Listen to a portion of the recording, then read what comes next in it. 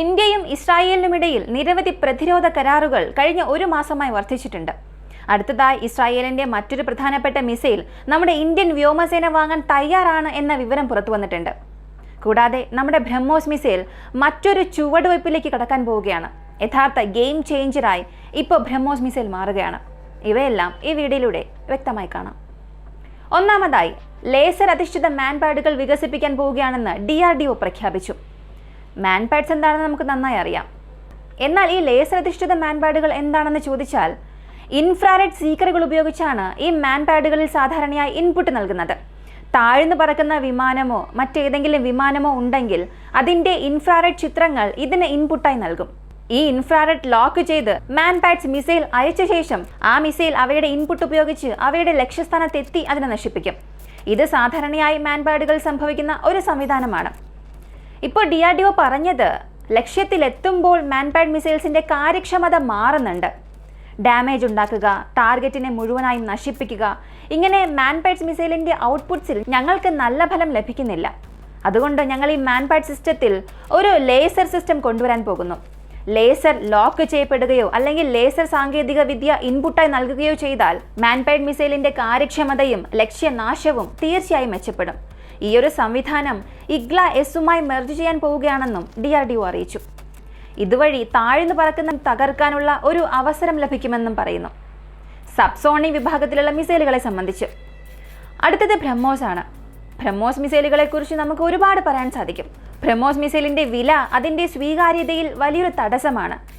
നമ്മുടെ ഇന്ത്യൻ കറൻസിയിൽ 40 കോടിയാണ് ഒരു മിസൈലിന്റെ വില.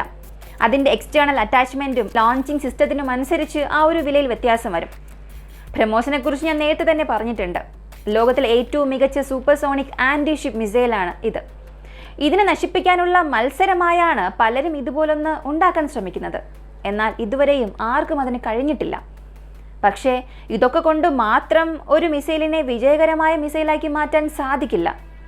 2 ഉദാഹരണങ്ങൾ എടുക്കാം. ലോകത്തിലെ ഏറ്റവും അത്യാധുനികമായ മിസൈൽ, എന്നാൽ അതിന്റെ വില 1 ലക്ഷം രൂപയാണ്. ഉദാഹരണത്തിന് 1 ലക്ഷം രൂപ എന്ന് വയ്ക്കുക. മറ്റൊരു വശത്ത് കഴിവ് കുറഞ്ഞ ഒരു മിസൈൽ, എന്നാൽ മുകളിൽ പറഞ്ഞവയെ പോലെ 80% ജോലിയും ഇവയ്ക്ക് ചെയ്യാൻ സാധിക്കും. പക്ഷേ ഇതിന്റെ വില 50,000 മാത്രമേ ഉള്ളൂ. ഇനി ഒരു ദരിദ്ര രാജ്യമാണെങ്കിൽ അല്ലെങ്കിൽ ഇടത്തരം സമ്പദ് വ്യവസ്ഥയുള്ള ഒരു രാജ്യമാണെങ്കിൽ 10 ലക്ഷം കൊടുത്ത് 10 മിസൈൽ വാങ്ങാൻ നോക്കുമോ, അതോ അതേ 10 ലക്ഷം കൊടുത്ത് 20 മിസൈൽ വാങ്ങാൻ ശ്രമിക്കുകയാണോ ചെയ്യുന്നത്? ഈ സാഹചര്യത്തിൽ ഇപ്പോൾ ഞാൻ പറഞ്ഞ വിഭാഗത്തിലുള്ള ആ ഒരു മിസൈൽ, കുറഞ്ഞ കാര്യക്ഷമതയും കുറഞ്ഞ ചിലവുമുള്ള ആ ഒരു മിസൈലിന് 1-ാം നമ്പർ മിസൈലിനെ എളുപ്പത്തിൽ സ്ഥാനം മാറ്റാൻ സാധിക്കും. അത് ആ രാജ്യത്തിന്റെ ശേഷിയെ ആശ്രയിച്ചിരിക്കും. ബ്രഹ്മോസ് മിസൈലിനും ഇപ്പോൾ അതേ അവസ്ഥയാണ്. 40 കോടി വിലയുള്ള ഈ ഒരു മിസൈൽ പല രാജ്യങ്ങൾക്കും വലിയൊരു വിലയായി തോന്നുന്നുണ്ട്. അതുകൊണ്ടാണ് നമുക്ക് പല ഉപഭോക്താക്കൾക്കും കൃത്യമായി ഈ ഒരു ബ്രഹ്മോസ് മിസൈൽ നൽകാൻ സാധിക്കാത്തത്. ഈ 40 കോടി ഇതിന്റെ വില, ഇത്രയും വിലയ്ക്ക് കാരണം നമ്മൾ ഉപയോഗിക്കുന്ന റാംജെറ്റ് ആണ്. അതിന്റെ ഉയർന്ന ചിലവിന് കാരണം. റാംജെറ്റ് എഞ്ചിൻ ഉപയോഗിച്ചാൽ ചിലവ് കൂടുമോ എന്ന് ചോദിച്ചാൽ, ഈ റാംജെറ്റ് എഞ്ചിൻ നമ്മൾ തന്നെ നിർമ്മിക്കുകയാണെങ്കിൽ, നമ്മൾ തന്നെ നിർമ്മിച്ചുപയോഗിച്ചാൽ ഇത്രയും ചിലവുണ്ടാകില്ല. എന്നാൽ നമ്മൾ റഷ്യയിൽ നിന്നും വാങ്ങി ഉപയോഗിക്കുന്നത് കൊണ്ട് ഈ റാംജെറ്റ് എഞ്ചിന്റെ വില വളരെ കൂടുതലാണ്. എന്നാൽ നമ്മൾ ഇന്ത്യയിൽ ഈ റാംജെറ്റ് എഞ്ചിൻ ഉൽപ്പാദിപ്പിക്കേണ്ട തയ്യാറെടുപ്പുകളൊക്കെ നടത്തുന്നുണ്ടല്ലോ. അത് എപ്പോൾ വരും? അങ്ങനെ ഉൽപ്പാദിപ്പിച്ചാലും എന്ത് വില വരുമെന്ന് ചോദിച്ചാൽ, ഇന്ത്യയിലെ ഈ റാംജെറ്റ് പദ്ധതിക്ക് ശേഷം നമ്മുടെ ബ്രഹ്മോസ് മിസൈലിൽ സ്വന്തം റാംജെറ്റ് വച്ചാൽ ചിലവ് 10% നിന്നും 15% കുറയും. അതായത് 35 കോടി വിലയുള്ള ഒരു മിസൈലിന്റെ ആ വിലയിൽ നിന്നും 5 കോടിയോളം കുറവ് വരും. ഈ ഒരു 5 കോടി ഒരു മിസൈലിനെ സംബന്ധിച്ച് വലിയ മാറ്റമല്ലെങ്കിലും 100-ലധികം മിസൈലുകൾ വാങ്ങുമ്പോൾ ഈ ഒരു മൂല്യം വലിയ മൂല്യമായി മാറും. പല രാജ്യങ്ങളും അത് പരിഗണിക്കും. മാത്രമല്ല, ബ്രഹ്മോസിനായുള്ള മത്സരം വർദ്ധിച്ചതോടുകൂടി കൂടുതൽ അപ്ഗ്രേഡ്സ് നടത്തുമെന്നും അതിന്റെ വേഗത ഇനിയും വർദ്ധിപ്പിക്കുമെന്നും DRDO അറിയിച്ചു. ബ്രഹ്മോസിന്റെ അടുത്ത ഘട്ടത്തിനായി ബ്രഹ്മോ എയ്റോസ്പേസ് ഒരുങ്ങുകയാണ്. ഇന്ത്യയും ഇസ്രായേലും തമ്മിൽ നടക്കാൻ പോകുന്ന സുപ്രധാന ഇടപാടാണ് അടുത്തത്. ദലീല മിസൈൽ ഇസ്രായേലിന്റെ ആയുധപുരയിലെ വളരെ പ്രധാനപ്പെട്ട മിസൈലാണിത്. ഇത് എയർ ടു ഗ്രൗണ്ട് മിസൈലാണ്. മൾട്ടിപർപ്പസ് മിസൈലാണ്. 1-ലധികം ആക്രമണങ്ങൾക്ക് നമുക്ക് ഉപയോഗിക്കാൻ സാധിക്കും. വായുവിൽ നിന്ന് നിലത്തിലേക്ക് ഒരു പ്രധാന കമാൻഡ് പോസ്റ്റിൽ ഇടിക്കുക, അല്ലെങ്കിൽ ഒരു പ്രധാന സ്ഥലത്ത് വൻ നാശം വരുത്തുക, ഇങ്ങനെ പല തരത്തിൽ ഇത് ഇസ്രായേലിന്റെ വ്യോമസേനയെ സഹായിച്ചിട്ടുണ്ട്. ഇപ്പോൾ ഇന്ത്യയുടെ വ്യോമസേന പറഞ്ഞത്, ഞങ്ങൾ ഈ മിസൈൽ വാങ്ങാൻ ശ്രമിക്കുകയാണ്. വളരെ ചുരുങ്ങിയ സമയത്തിനുള്ളിൽ ഈ ഒരു മിസൈൽ നമ്മുടെ ഇന്ത്യൻ വ്യോമസേനയിൽ ലഭ്യമാകും. ഇത് പരിഗണിക്കാൻ 2 കാരണങ്ങളുണ്ട്. ഒന്ന് അതിൻ്റെ മൾട്ടി ഫങ്ഷണാലിറ്റി, മറ്റൊന്ന് അതിൻ്റെ ഭാരം. നമ്മുടെ ആയുധപ്പുരയിലെ മിസൈലുകളെ അപേക്ഷിച്ച് വളരെ കുറഞ്ഞ ഭാരമാണ് ഈ മിസൈലിനുള്ളത്. അതിനാൽ ഇത് നമ്മുടെ യുദ്ധവിമാനങ്ങൾക്ക് മാത്രമല്ല, നമ്മുടെ LCH തേജസ് 4 വിമാനങ്ങൾക്കും ഉപയോഗിക്കാം. നമ്മുടെ LCH പ്രചണ്ഡി ഹെലികോപ്റ്ററിനും ഇത് ഉപയോഗിക്കാം.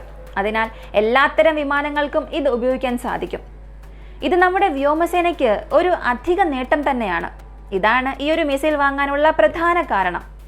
രണ്ടാമത്തെ കാരണം ഞാൻ ആദ്യം പറഞ്ഞതുപോലെ അതിന്റെ മൾട്ടി ഫങ്ഷണാലിറ്റി, പിന്നെ അതിന്റെ ടാർഗറ്റ് ഫൈൻഡിങ്, ടാർഗറ്റ് എൻഗേജ്മെന്റ്. സാധാരണയായി ഒരു മിസൈൽ വിക്ഷേപിച്ചാൽ അതിന്റെ ലക്ഷ്യത്തെ നശിപ്പിക്കാനാണ് അത് ശ്രമിക്കുക. എന്നാൽ ഈ ഒരു മിസൈൽ മറ്റ് മിസൈലുകളിൽ നിന്നും എന്ത് വ്യത്യസ്തമാണ് എന്ന് ചോദിച്ചാൽ ഇതിന്റെ പരമാവധി പരിധി 250 മുതൽ 350 കിലോമീറ്റർ ആണ്. ഈ പരിധിക്കുള്ളിൽ ലക്ഷ്യം തെറ്റിയാലോ അല്ലെങ്കിൽ ലക്ഷ്യസ്ഥാനത്ത് എത്തിയില്ലെങ്കിലോ ഈ മിസൈൽ ആകാശത്ത് അങ്ങനെ പരിക്രമണം തുടരും. ലക്ഷ്യം ആ ഒരു ലക്ഷ്യസ്ഥാനത്തേക്ക് എത്തിയാൽ ഈ മിസൈൽ അതിനെ തകർത്ത് കളയും. കൂടാതെ ലക്ഷ്യത്തിലേക്ക് എത്തുന്നതുവരെ തത്സമയ ദൃശ്യങ്ങൾ പങ്കിടാനുള്ള ശേഷിയും ഈ മിസൈലിനുണ്ട്. അതിനാൽ അവയുടെ ലക്ഷ്യം നഷ്ടപ്പെടുത്താൻ യാതൊരു സാധ്യതയുമില്ല. ഇസ്രായേലിന് ഇക്കാര്യത്തിൽ വലിയൊരു അവകാശവാദം തന്നെയുണ്ട്. അവർ അത് ഉപയോഗിച്ചും കാണിച്ചു തന്നു. പലയിടത്തും ഇസ്രായേൽ ഇപ്പോഴും ഈ ഒരു മിസൈൽ കൃത്യതയോടുള്ള ആക്രമണത്തിന് ഉപയോഗിക്കുന്നുണ്ട്. ഇത് ഇസ്രായേലിന്റെ ആയുധപ്പുരയിലും വളരെ വിജയകരമായ ഒരു മിസൈലാണ്. ശരി, എന്തുകൊണ്ട് ഇപ്പോൾ ഇസ്രായേൽ ഇന്ത്യയിലേക്ക് വരുന്നു? അതിനുള്ള കാരണം എന്തെന്ന് ചോദിച്ചാൽ, ഒക്ടോബർ 7 നടന്ന ആക്രമണത്തിന് ശേഷം ഇസ്രായേൽ കടുത്ത സാമ്പത്തിക പ്രശ്നങ്ങൾ നേരിടുന്നു എന്നുള്ളതാണ് പ്രധാനപ്പെട്ട കാരണം. ഇസ്രായേലിന്റെ ആയുധ വിപണി അത്ര വലുതല്ല. അവർ അമേരിക്കയിൽ നിന്നും ധാരാളം ആയുധങ്ങൾ വാങ്ങുന്നുണ്ട്, എന്നാൽ അവർ മറ്റു രാജ്യങ്ങളിലേക്ക് ധാരാളം ആയുധങ്ങൾ കയറ്റുമതി ചെയ്യുന്നില്ല.